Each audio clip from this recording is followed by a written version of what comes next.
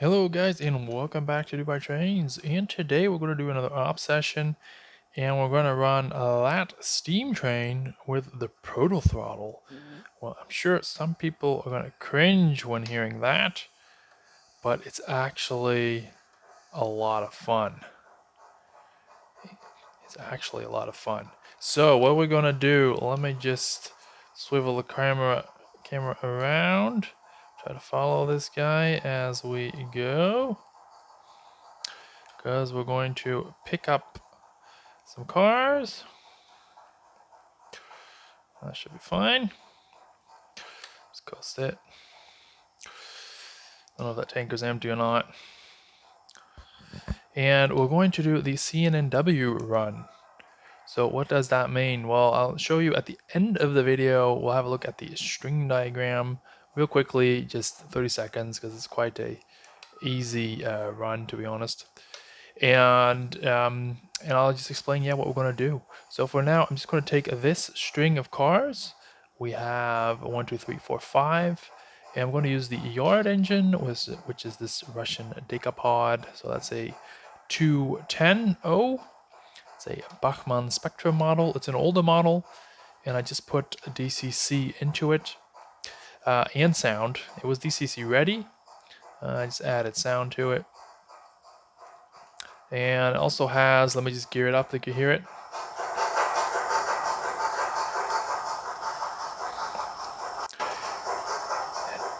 It has the digital dynamic exhaust on.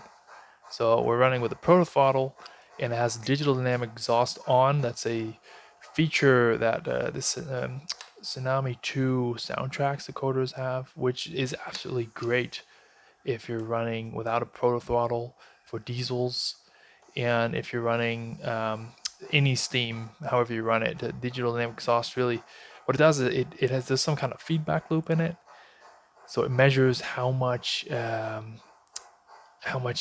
has to go in, how much output is pulling basically, and then the sound alters based on that. And then for these steamers, you can set it up a bit finicky. So that means that many times, I don't know, a second, but once every second or two, it remeasures and then it changes the sound a little bit. And that just really brings these steam engines to life. So what we need to do now? Why am I uncoupling? Well, because we need to run around. We're going to this CN&W hostler is what this yard engine is right now. That's where I was going. Twice a day, we deposit a stack of cars because that's what the interchange demands. It doesn't want all the cars all at once. It wants them staggered throughout the day. So that's what we're doing now. We're doing the first half, and then we're also going to collect all the cars in one go. We don't have this staggering recommendation. We don't need to stagger from our side. So I'm just going to get all the cars, and I think it's like a full stack. It's like 10 cars or something. So let me just put the headset down and throw that turnout at the end.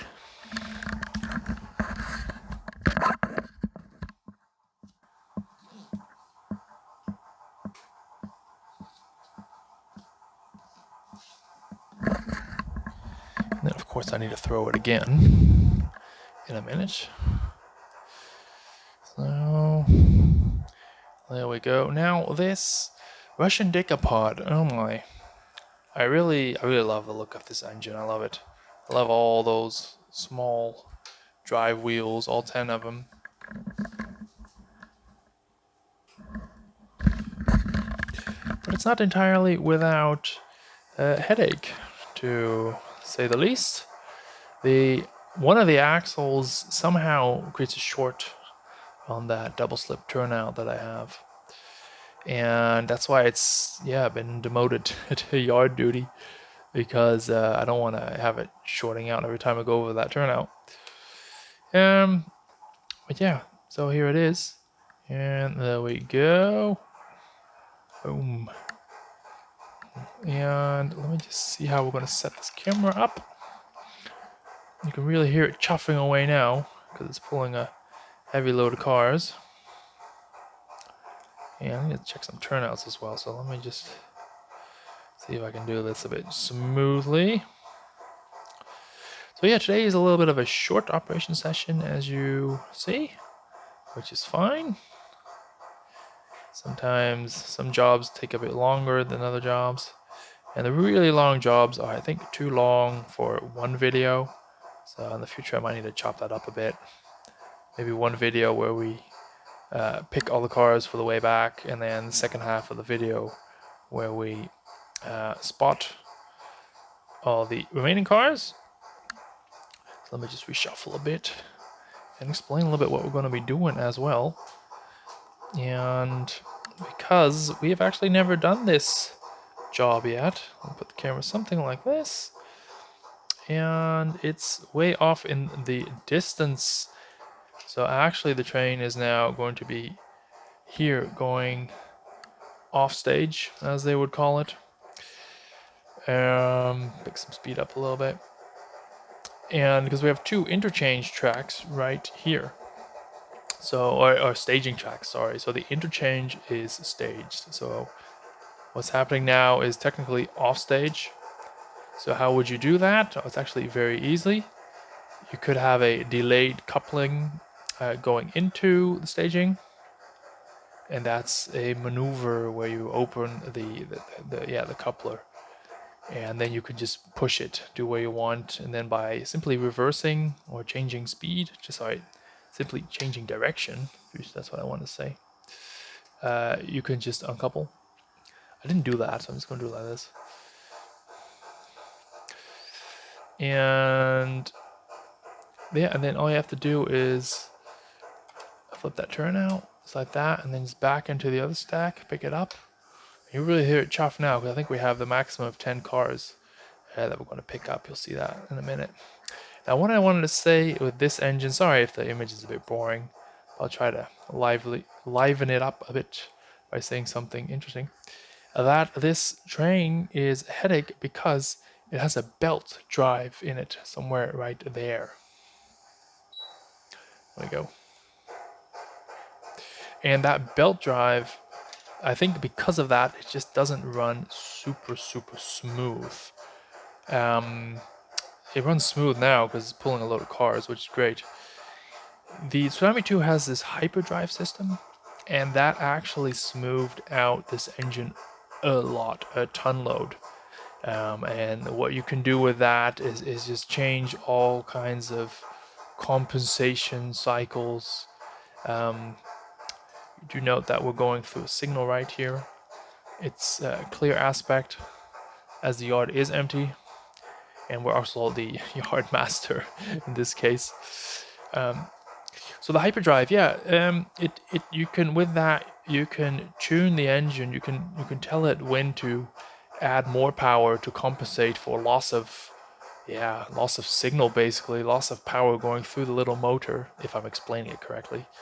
Because you send, I don't know, like 3 volt for the motor, and then it sees like, oh, I'm only getting 1 back, so 2 of them are lost. So then it adds some volts to it to compensate. I'm sure I'm explaining it totally incorrectly, but if you understood a little bit what it's about, then at least I explained that correctly. So anyway, with that, I used all the settings, all the different frequencies of the hyperdrive and everything to get this tuned correctly. And then through all the lower speed steps, there were still a few speed steps where just the number of the poles doesn't line up with the frequency of the signals, I don't know what, but a few speed steps that were just very jittery. And luckily, coincidentally, with the protothrottle, you can choose for all these notches exactly which speed step you want it to be. So that means that I could just jump. There were some speeds, like speed, was it like 7 and 8 is horrendous. So notch 2 is at 6, and then notch 3 is at something like 11 or 12, just to miss those speed steps. Yes, you do have to go through them, but as you accelerate through them, it's not as bad as sticking around and hanging around in them, and actually running a train like that on those speed steps.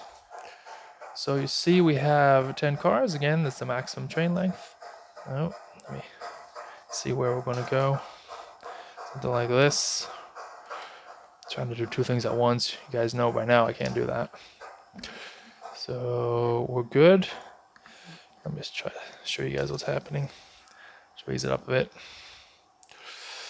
So we have to do a runaround again because all these cars have to go into the yard. So I need to clean that single turnout right over there, and I have plenty of space here just to do the runaround maneuver right there. So let me just leave right there. Get a stick. Something like all of that. And this should go relatively easy.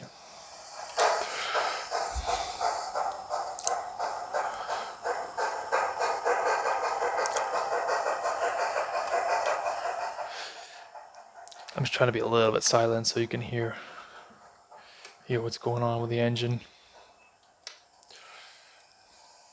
There we go. Juice it a little bit.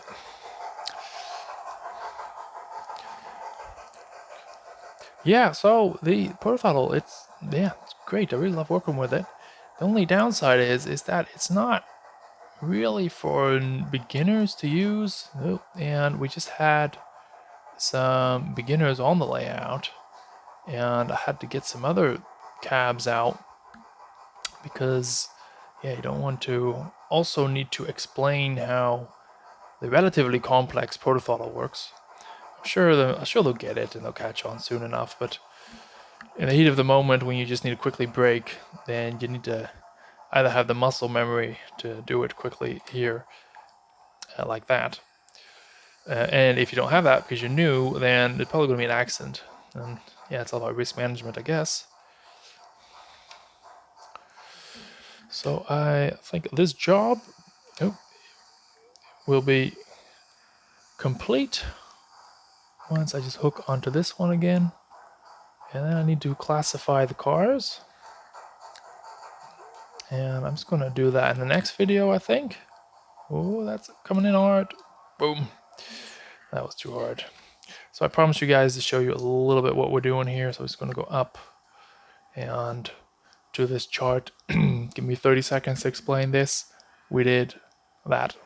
Okay, that wasn't 30 seconds, was it? So we went out. I told you there were two runs, and they both have full or half full going towards the CN&W interchange, but only in the morning, early morning, 6 o'clock, we take the entire string and bring it back. And then these cars, as you see in this chart, because we're still doing easy ops, will all go to the brewery, if applicable, or otherwise straight to near north. So that's it for today, guys. Let me just leave you with this beautiful image of a full yard. Thank you all for watching. Bye-bye.